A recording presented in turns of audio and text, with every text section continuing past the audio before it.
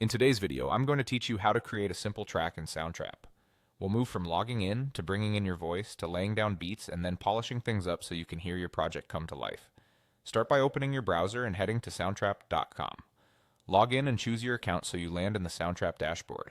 If your browser asks for permissions later, especially for your microphone, be ready to allow them so recording works smoothly. Next, create a new project or open an existing one.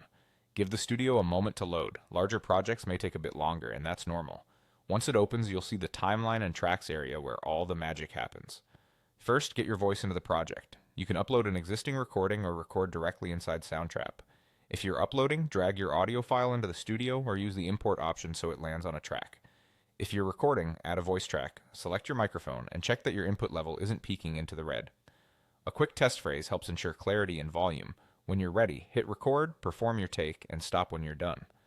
You'll see your voice waveform appear, which makes it easy to spot breaths and phrases. Secondly, lay down beats to support your music.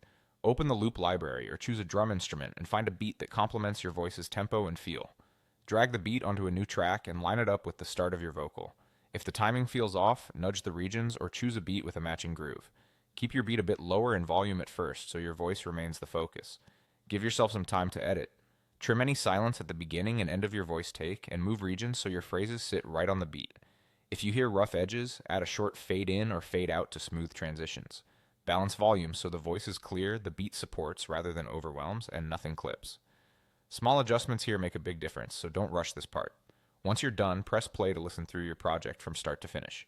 If you catch anything that feels off, pause, adjust, and play again until it sounds cohesive. That's it, your track is ready to share or build on further.